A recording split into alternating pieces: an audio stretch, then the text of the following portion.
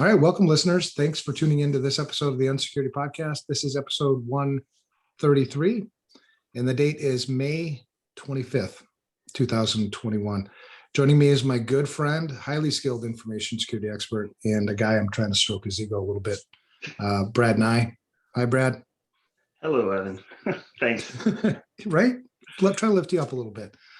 But I'm also really excited for this episode because we're joined by, really an exceptional person that I got to know, I don't know, maybe a year ago, Gabe Friedlander from Wizer. Welcome, Gabe. Thank you very much for those kind words. That's the truth, man. People who know me, people who know me know that I don't sugarcoat things. I really do think you're an exceptional person. I love what you're doing at Wizer. Thank you.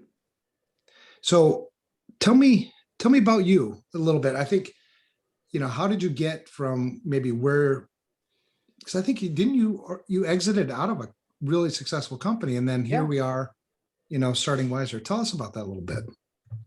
Yeah, so I exited out of Observe It. It's a company that we sold to Proofpoint about a year and a half ago, a little bit more, I think.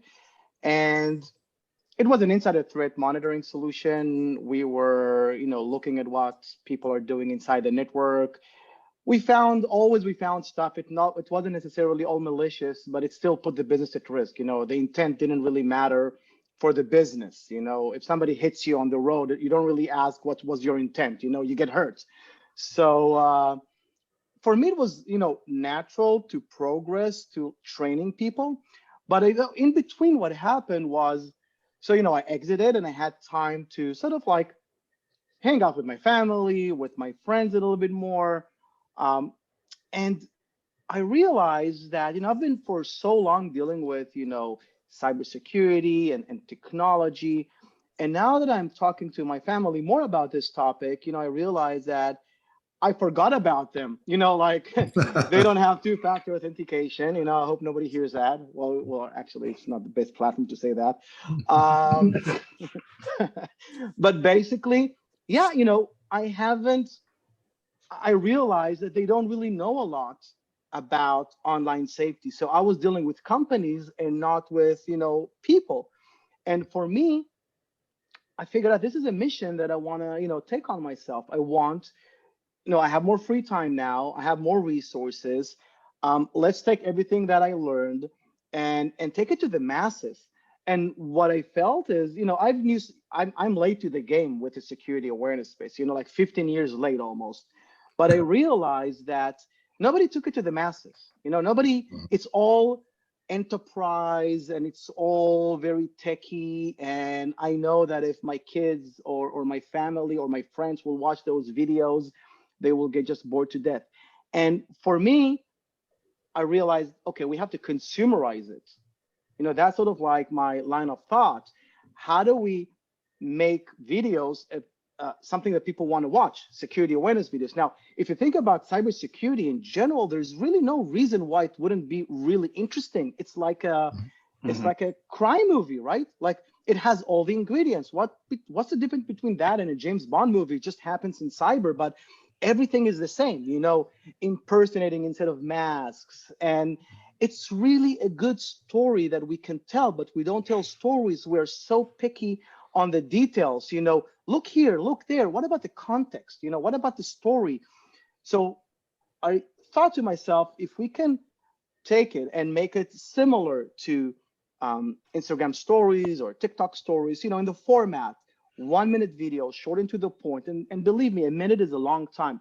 Companies do ads, half a minute, and they're able to sell, a lot. Why can't we say something, and raise awareness even half a minute?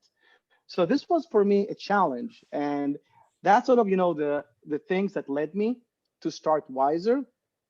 And because I wanted to give it to the masses, I actually started with the free version. I said, I'll figure out later, how we will make money out of it.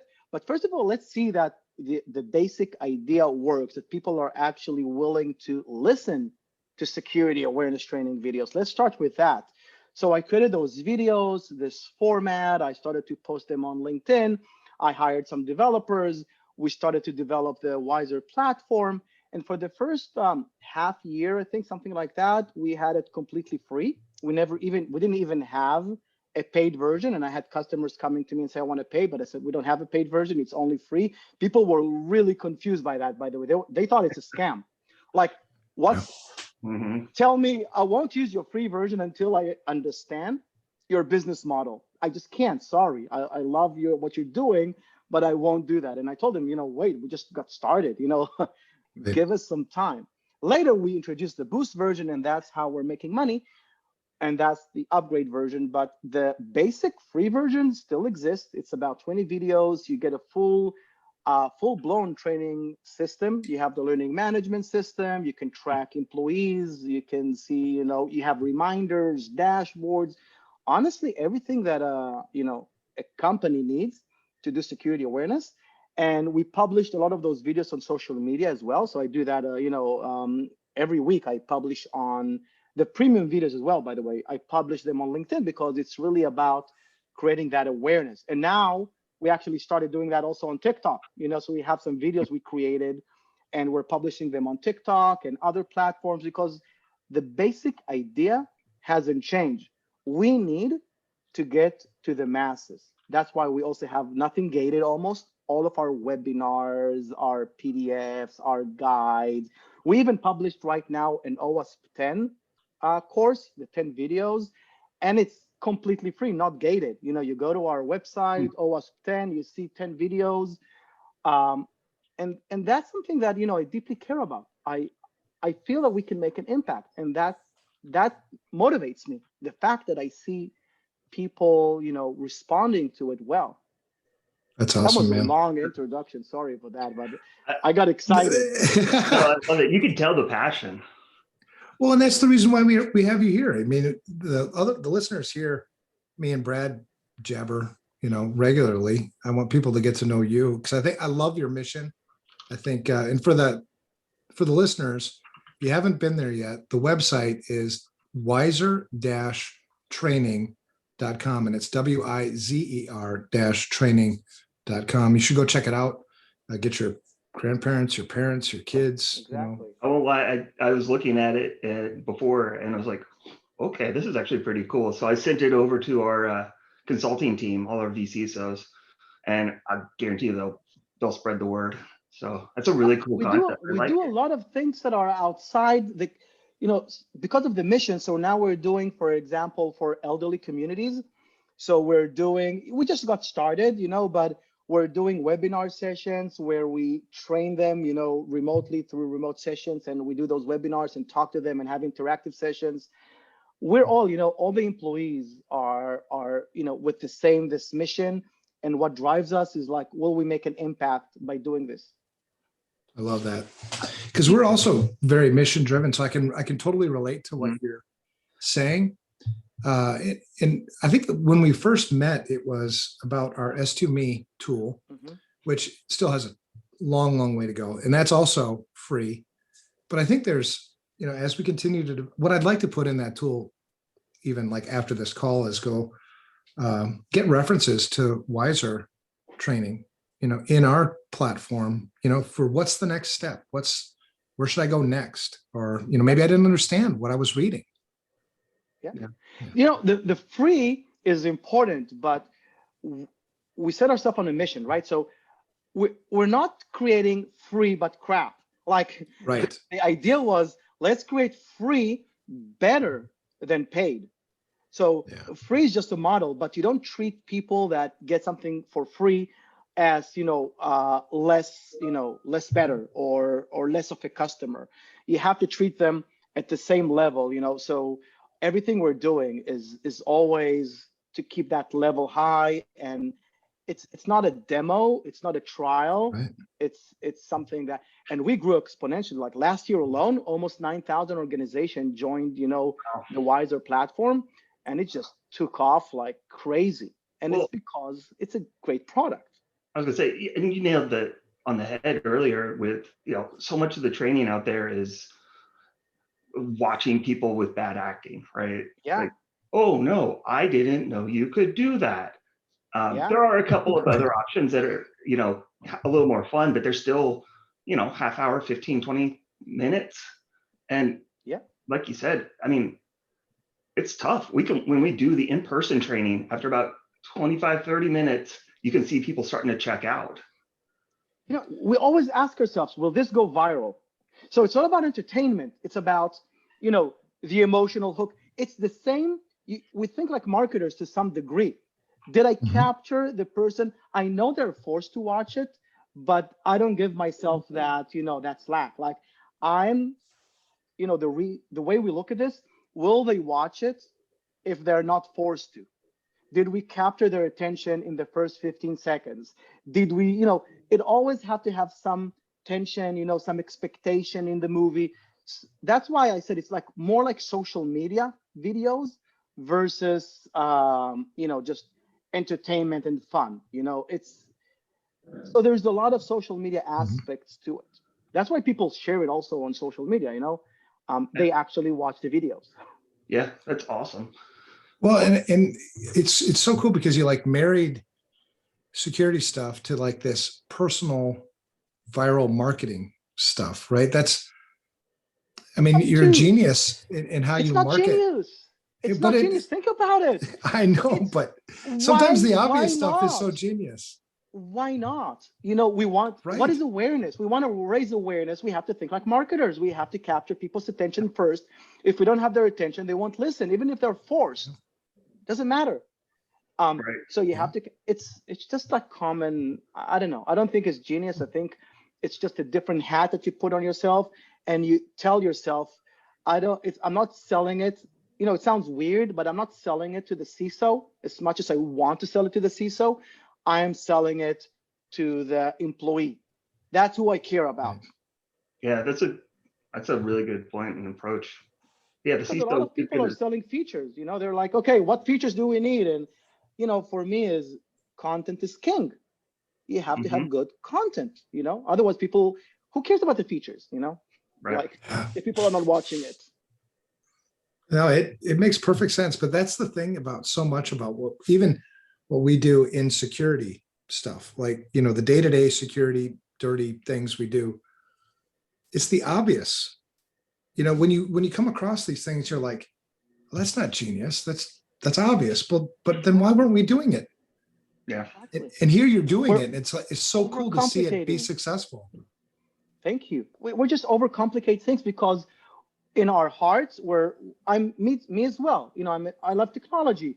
So we love the aspect of technology, but we forget, because most of us are not marketers, in our nature. So we talk technology. That's what we do. We love it. We're all passionate about it. So it's very easy to talk among us technology, but other people don't care. What can I say? I want them to care, but they don't. Well, and it's so easy because we speak this language and acronyms and all the different things day in and day out. I told the story when we moved into our house, the neighbor was asking, what do you do? So I started going off and telling him, here's all the things. And he's like, okay, stop. He goes, I'm just a boat salesman. I don't understand anything you're saying. And I'm like, oh, geez, it's so easy. That's what we need to remember. We need to talk to people outside our circles. We talk too much among ourselves. If we only talk to people outside our circles about what we do, we'll realize how many, jargon we're using instead of just simple, Yeah. I love it, man. And the platform is attractive for anybody who hasn't been there. It's attractive, easy to use, easy to navigate. And you mentioned, being 15 years, late to the training and awareness game. Yeah, that's true. But you took it to a place where it's revolutionizing it. I think you have others that have been embedded in this community for a long time that are taking notice, going like, wow, we sort of missed the boat on a lot of this. Yeah. I honestly hope that other will, join, because here is the thing. Here is a funny thing. We target small, medium businesses. And that's how, when we develop the product, we're saying to ourselves, okay, there's no IT guy and no security guy. We have to train employees. This is sort of our audience, but larger organizations love that too. So they also buy. But the interesting thing is that almost all of our competitors opt out, and that's crazy, from the small medium business. They're like, they're okay, 50 to 100 employees minimum to buy our product, or there's a setup fee. Like, so they left us a huge market for Oh, yeah. grabs, and we're just collecting them every day. We're selling every day, you know, and fast deals because they're just out there for grabs. So I'm actually, you know, on the one hand, I'm thanking my competitors for, like, you know, opting out, but on the other hand, come back, honestly, because the mission is more important. Look, it's huge enough for everyone to succeed. I'm not concerned with competition.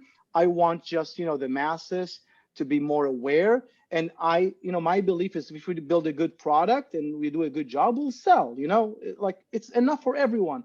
So I'm actually calling back the competitors, you know, drop those minimums, those setup fees, and just start selling to the SMBs. They actually need it the most. Yeah.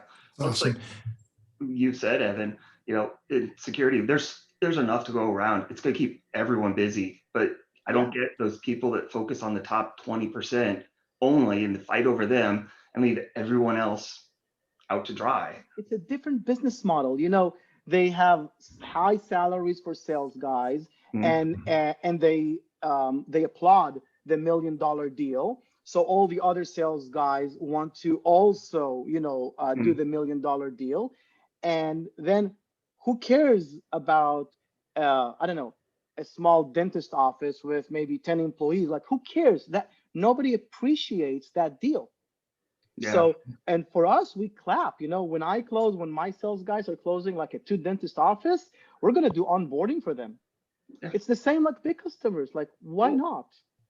Yeah, exactly. I love hearing that. And you know that treating people right, doing the right thing, it's like you know, mission before money. It's gonna come. Word gets out. They're gonna tell people.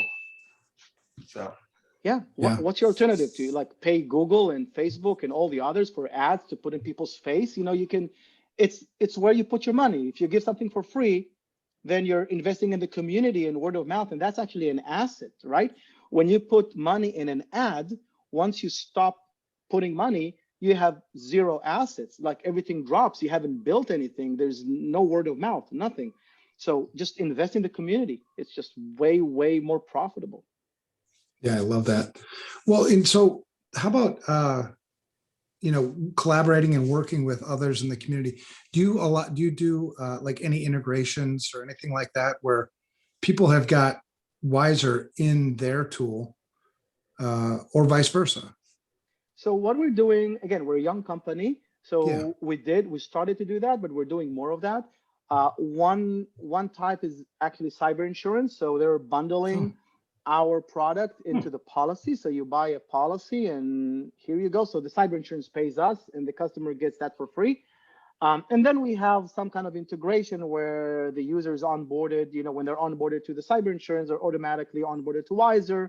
And also the insurance company, if the customer allows them, they can see how many people were trained. So next year, if everyone was trained, the premiums will go down because the risk level went down.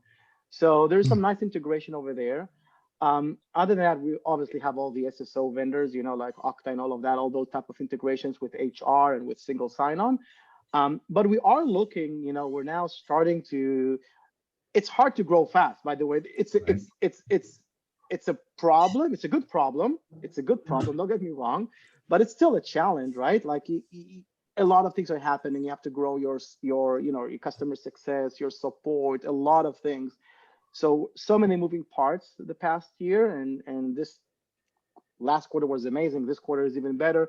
But now we're starting to stabilize and we're looking to do more integrations. I can see a lot of type of integrations with DLP vendors, with, you know, because we can trigger in so many ways. We can provide training in context.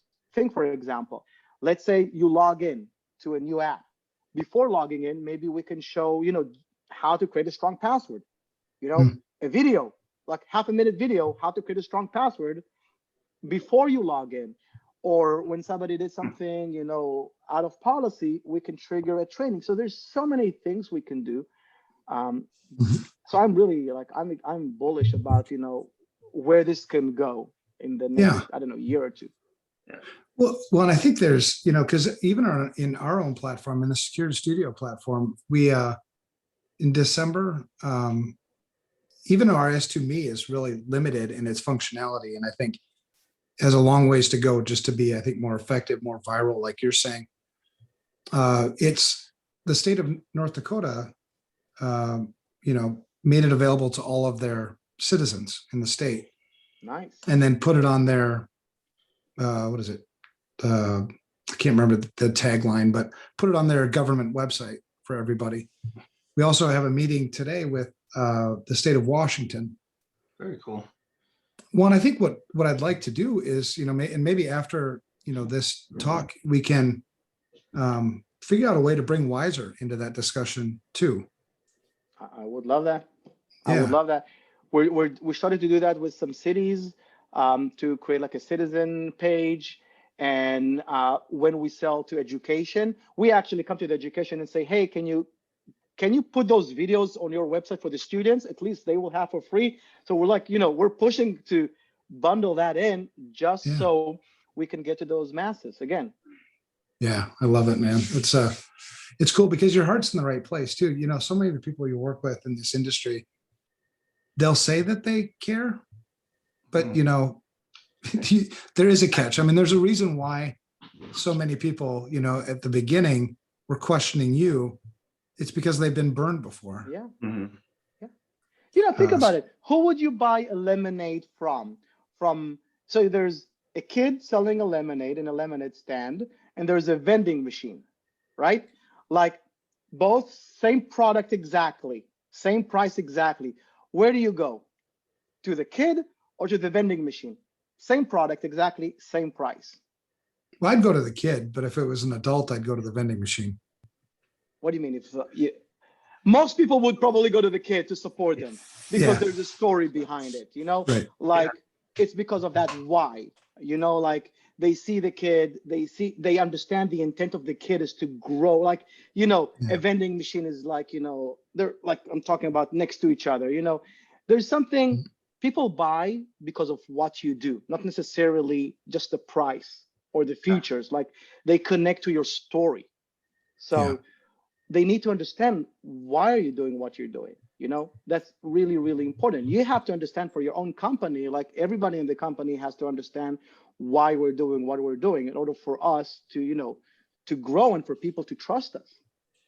We've seen right there, there's some really good tips too, I think, for CISOs, even in a large organization, right? If I want to get people to buy in, well, I have to connect with them, just like you're saying.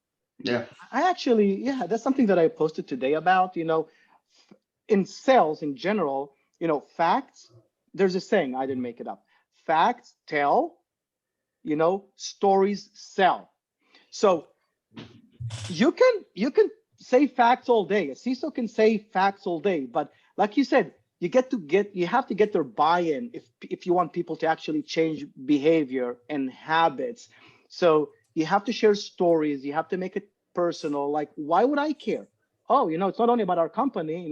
Here's how you can protect your Facebook account, your Instagram account, your kids. This is what you can do to protect your kids. Then people start to open up and listen. Yeah, that's great. So that's cool, man. All about stories. Yeah. No, for sure. I just took note. I just took a note of that. Facts tell, stories sell. Yeah, I didn't make it up, but it's a great. Again, there's so much overlap between marketing, sales, and security, because security is about people. We have to remember, it's not about technology only. It's half technology, or process technology, people. But people is a big component. When you talk to people, then you have to sell it to them. You have to get their buy-in. Yeah, that's awesome. So so you mentioned the last few quarters have been just awesome. And I know you're working on some initiatives too, some community initiatives. Can you talk a little bit about some of the stuff you're kind of doing? So there's a few things around. One, we call it the SafeTa project. It's for the elderly communities. Again, it's and that's funny because we want to give so much, and it's actually pretty hard to find people that want to want to accept. It's not like for us at least, it's not very easy. So we're reaching out to elderly communities, different places, and we're offering them those remote sessions, and we have volunteers, but right now we don't have so many, so I'm doing most of them. I had Chris Roberts also do a few.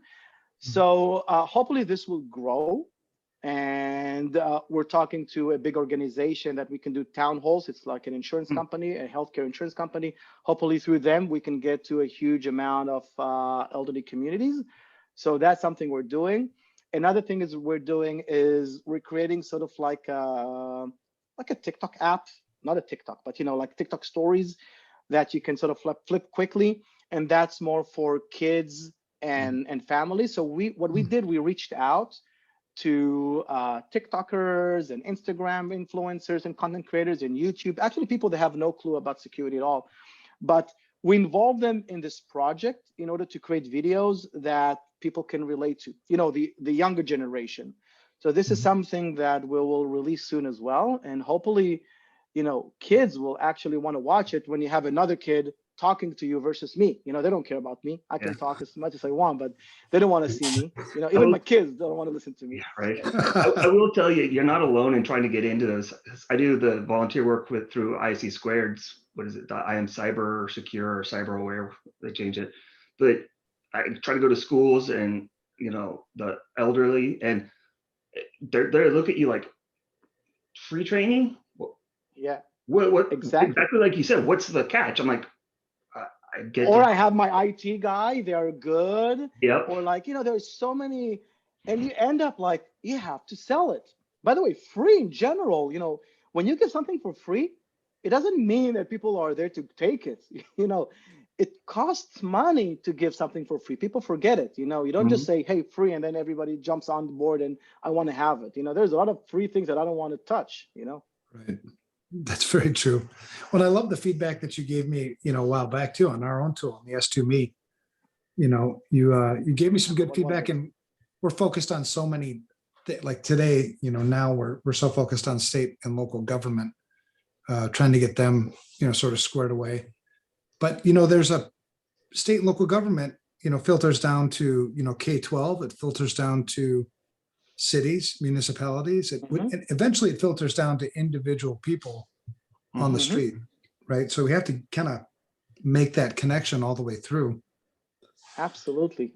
It's a lot of work. Yeah, like I said, it's not easy, but I love that. I'm an entrepreneur in heart, and for me, it's sort of like to break through the ice and find. For me, it's sort of also a game. I enjoy the ride. If I didn't enjoy the ride, I don't know if I would have done it. So for me, the journey is usually more important than the actual goal. So I know that we won't train the entire world. Like the goal is crazy, right? Like to make everybody security aware. But the journey there is fun. Every time we see another community getting trained or more people saying, thank you, this helped me, or I sent it to my dad, my mom, my kid, thank you, and all of that, it motivates you to do more. So the journey is, for me, it's what's the most important part. Absolutely. So when did you start Wizer? How old is it about 2 years ago, we started to actually develop it. And we went to market early last year. Okay. It's crazy January, how fast. Yeah. How fast you've gone. Forever, right? Yeah. I mean, because you go on because you're a master at marketing on LinkedIn too. You know what? I enjoy it. It's not even marketing. Here's the thing. It's like going to a party and talking to people. Once you remember that you're not there on stage to like teach everybody, or you're just going to hang out with great people and you can pose a question and get responses. And I tell you, I learned so much from people on LinkedIn. Like I grew exponentially from knowledge point of view, from, like my network grew. It's just amazing. If you just put that hat of, I'm just going to talk to people, then it's just a different, you're not there to push your product. You're there to make an impact, and you're there to talk to people. That's all it is.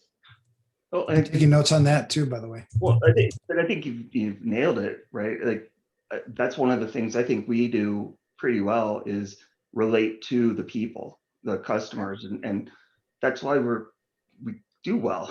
Like if you treat them, as equals and don't talk down to them, it's amazing what happens. And there's no reason to talk down to anyone. Look, social media, people think that, well, it is, it's about likes and views and all that, but it doesn't help really, except for maybe, feeling good.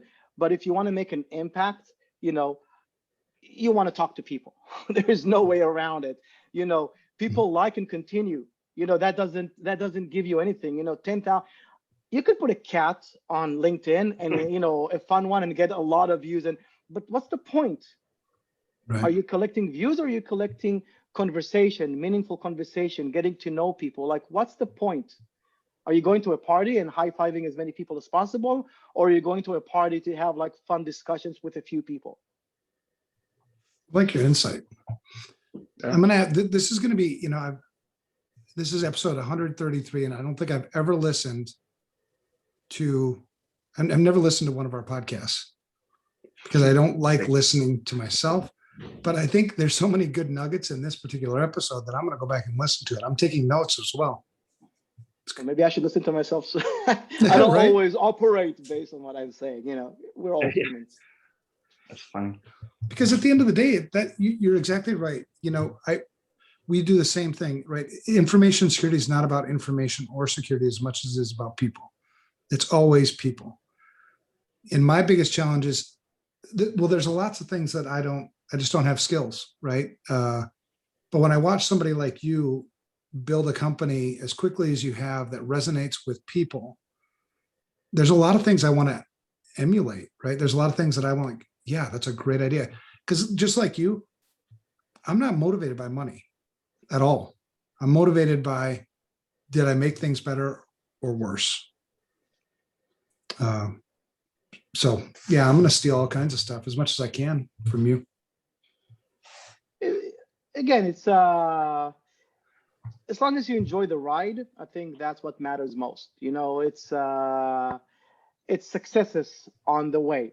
And I had my share of failures. I can talk about them all day long, but that's, if you use them as stepping stones, if you learn from them and you take those failures and you say, okay, what do I do now to improve? Then it's all good. I think another thing, just listening to you and watching you react to Evan, kind of giving those compliments, I can tell you're humble too. You're not full of yourself.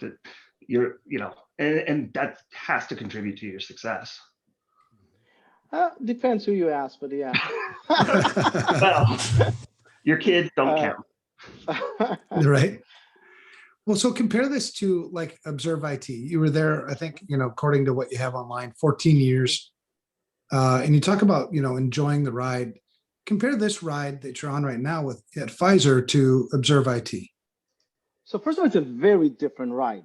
And by the way, that's important because some people that, entrepreneurs that give advice to others, you can't replicate one experience and, copy paste it to the next experience. One experience is one experience. And so that's important, when you talk to somebody.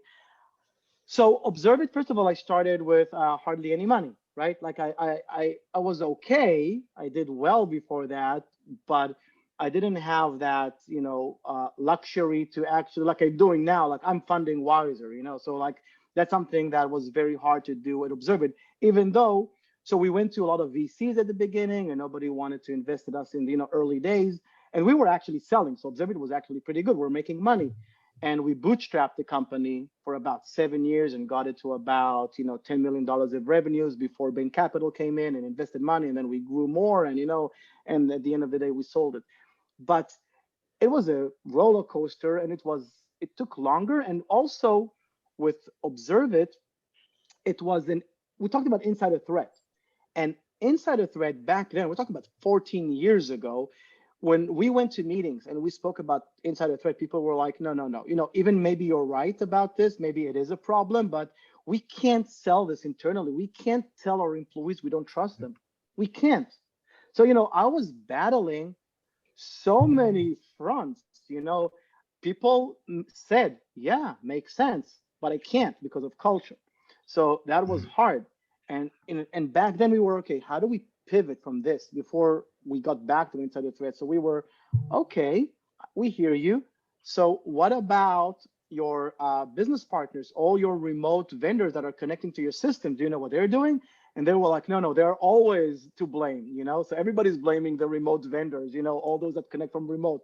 So they were very happy to install Observe It for remote vendors. And then they figured out that usually they were fine and they were the problem. So that's how we sort of like penetrated and got in, and the company eventually grew to the leading company that does insider threat. But it was an interesting pivot, how to get in. And it took longer. With Wizer, it's, first of all, okay, so Observe It was enterprise sell. We knocked on doors, right? With Wizer, it's 100% inbound. So very, low cost in terms of the sales process, a lot of inbound. So it's just such a different company in every way you look at it. Observe It was agent-based, very heavy on technology, very, very on, agents kernel level on Linux, Unix, Windows, Macs. It was crazy. Just think about the support, to build this. But eventually we moved to the cloud. But again, that's through that process. With Wizer, it was built for the cloud, from the get-go. So we had the advantage to start from the newest technology, while my competitors that started 15 years ago actually have a disadvantage, right? So look, and it's a different experience. I think with Observe It, I was more, I would say, scared a little bit, because it's all or nothing. And for me, Wizer was, okay, this is about the mission, even if I don't make money, I'm doing okay, I'm fortunate.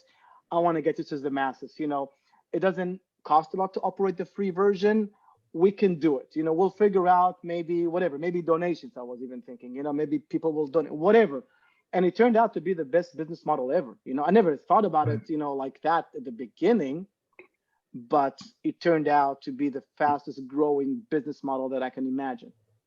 That's cool. And it's fascinating because a lot of times entrepreneurs, you see them sort of replicate. You mentioned the copy paste. Yeah, you can't. No, Times change. You can't. What worked back then, you can't cold call people anymore. You can, but they won't answer. It used to work like 10 years ago. We had people on the phone cold calling. Yeah. First of all, I don't believe it in anymore. I don't want to harass people, but even if you do believe in it, it's much harder today, than 10 years ago. So you just can't replicate a lot of things. Social media wasn't as strong back then as it is today. A lot of things have changed. You have to adapt, sort of like what you're seeing in your background, you have to adapt, you have to grow. You can't take, the first chain and just continue with as if nothing changed. Well, that's good like advice. we've got the incident response plan template out on our website, and that was quickly went, I think, whatever, maybe in 2 weeks, it was the top result when you search it, and it accounts for like 80% of the traffic. It's insane. But yeah, you put a good quality product out there. Hey, guess what? People are going to notice it, and then who are they going to remember? A FireEye or a Mandiant. Focus on the customer. Make sure the customer is happy. It's your responsibility. Don't be proactive. Don't be like, okay, if there's a support, then the time to answer is, 4 hours, we're good. No, be proactive. You have to be proactive. You have to make sure they're, they know what they're doing and the product is working for them successfully. And don't be afraid to ask tough questions like, what do you need my product for? You can do without. Yeah. Well, I know we're going to be putting out, I hope I'm allowed to say this. We're going to start, putting out policy templates and kind of doing a monthly release with a blog about, hey, why is this important? And, how can you get buy-in and compliance? Because we see so many bad policies. Yeah. You start with something simple, easy to understand. It doesn't have to be an 80-page document. Yeah. So talk to the end user. Talk to the end user. When you do your policy, not only to the CISO, hey, what do you think? I want to talk with one of your employees. Can I send this to them? Can I ask them what they think? Yeah. And we definitely took feedback internally from the I'll say back office people, right? We were creating the acceptable use, because we just put everything that they need in one. And okay, do you understand this? Do you most, I think what policies are typically college level, if you do the word, whatever analysis, and the average reading level in the US is like 8th grade. Yeah. How are you And going to also how many policies, how many policies are reasonable for a person to actually remember to follow? right? So you may have tons of policies that are important, but are you brave enough to tell the customer, you know what, let's just focus on these set of policies. Why? Because this is an amount of information, at least for, I don't know, stage one, you can layer it, every quarter or whatever. But if you want people to remember anything, here's the 5-10 things they need to know. Yep. They need to take home. That's exactly Give them like, if you give them 100 things, even if it's simply, they just want every new policy, dilutes the other one. It's like marketing. Every piece of message reduces the overall message. Yeah, I think our policy template deck is 16 or 17, depending on if you need PCI. But we took all the relevant pieces out of the all the different ones into that acceptable use. So they have one document to look at. Yeah. And it just, we know nobody's going to read 15 policies. Like, yeah. Come on, they're just going to sign off. And this is the key. What you just said. If you're doing it for people to check the box, then it doesn't matter what you write. Who cares? Just do apply all and that's it. Check all, enter. That's the least friction that you can have, and people just keep on going. But if you actually want to change their behavior and you want them to understand the policy, man, that's way harder. But that's the path. That's the path that I think you should go. Yeah, because they don't care about network management or some of those encryptions, and they're just going to gloss over anyway. So why even put it in front of them? Yeah, just reference it, and they can go and ask questions if they need to. Yeah, segmented, whatever it is. Yeah, there's many ways to do that, but and going back, policies have been there forever.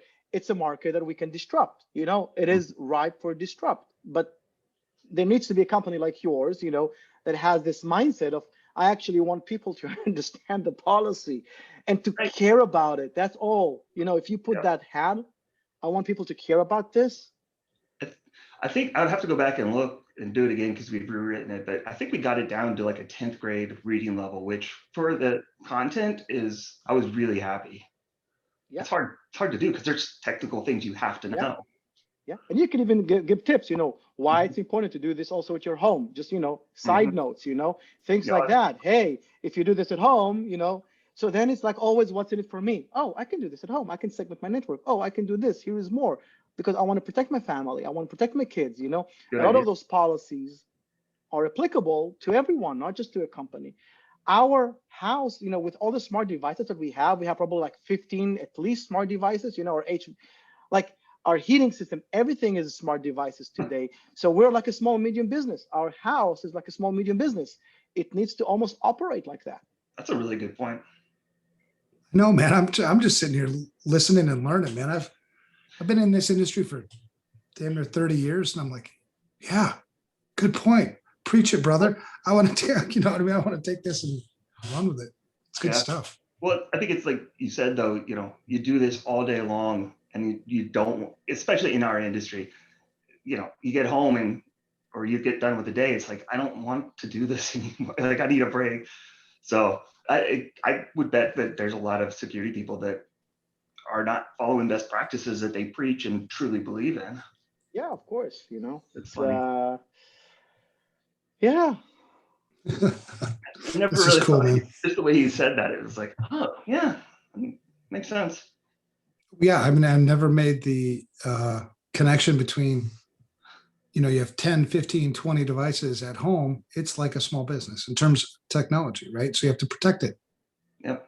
I do have my. Well, at least people should know it. I don't know if they're accepting the risk. That's something else, but at least know, right now where I'm working on I asked, on LinkedIn, I crowdsourced, I want to create a guide for, buying a smart device and putting it in your company. And unfortunately, the real answer is no smart device is secure. You have to treat them that way.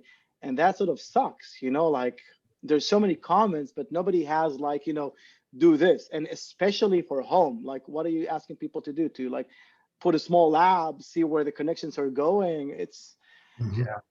Well, it, you know, like I said, I have pretty good segmentation. You know, all of my IoT is on its own wireless. It can't talk to anything. My kids are on their own. I have my own personal one for work. But how do you explain that or get somebody exactly, who's not technically adept to go into their router and set up, you exactly, know, segmentation? They're going to be like, exactly. no. That's another startup. Guys, there's so many good ideas. There's so many problems to tackle Yeah. that, that if simplicity is just such a great product, to be honest, if you bring that simplicity home, here is a product where you can easily segment. You plug it in, it shows you, oh, this is an IoT device, we'll put it there. Oh, this is a computer, we'll put it there. Or ask. There's so many things we can do to help people. Yeah. And if it's relatively the same price, they will, I think, opt in. Yeah, I get it. People probably won't pay more for security, but it doesn't have to cost more. Yeah. Good point. It Yeah. doesn't have to cost more. It has to be, it can be the same router with just, a better interface that supports security. Well, and one of the blog posts ideas that I have that I just haven't gotten to is doing some research, finding the top 5 cable modems and researching and putting together an easy to understand step by step. Here's how you change the default password. Yeah. If you search that, it's not easily, you can get Yeah. lost in the weeds, go to wrong sites. So just finding something Or that get hacked, Yeah. You can end Right. up running a script that will do it for you, and then you're done. Right. Very true. Yeah, you're Good done stuff. from GitHub. Good stuff. Well, I want to tell users again how to get to you, Gabe. It's Wizer, WIZER -training.com. Yep. Go check it out. I highly recommend it. I'm gonna spend some more time with it myself today. I'm going to send it to my kids and then I'll test them on it. There you go. So first of all, thank you very much for your support, guys. I really appreciate it. And I always, I enjoy talking to you. What can I say? I remember that last year we spoke, and we should do it more. We should do it more. Let's do this. Absolutely. I look forward to doing more with you. And I've been intending to donate some time to some of the causes that you're working on.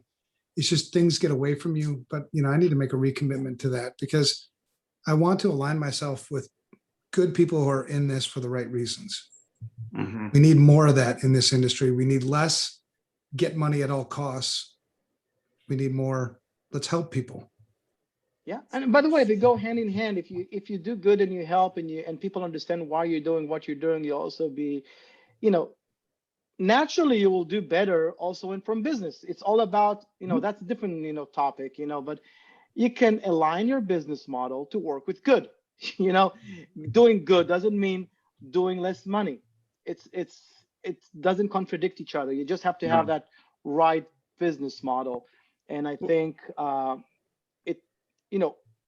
if you're doing good money, you can do more good as well. Mm-hmm.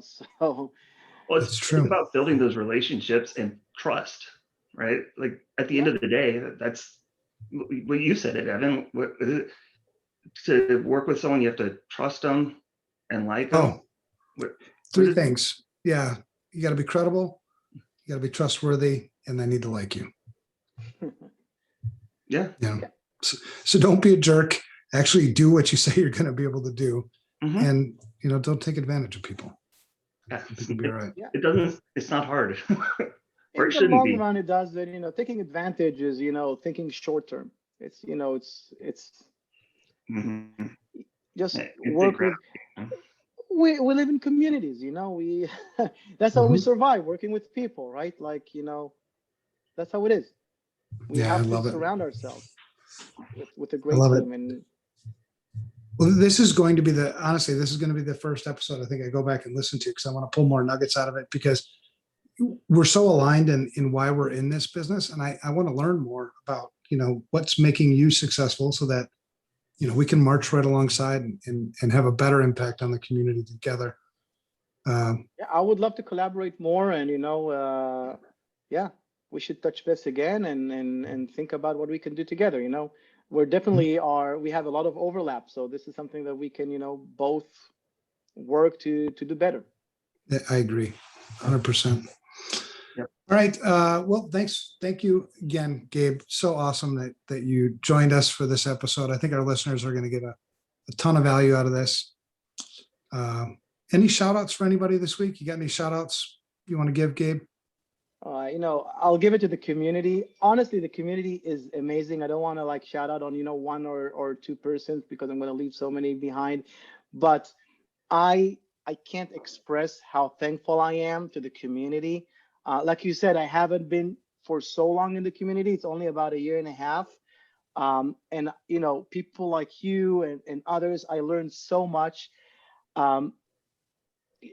As much as I talk a lot about security, I actually came from an entrepreneur background, and with doing Observe It, I did insider threat mostly. So when I shifted to Wizer, I just learned so much, from those webinars and so many smart people. I just, people thank me, but I'm really thankful to the community because I'm getting so much out of it. That's awesome, man. So Awesome. Thank you, community. There you go. Brad, you got a shout out?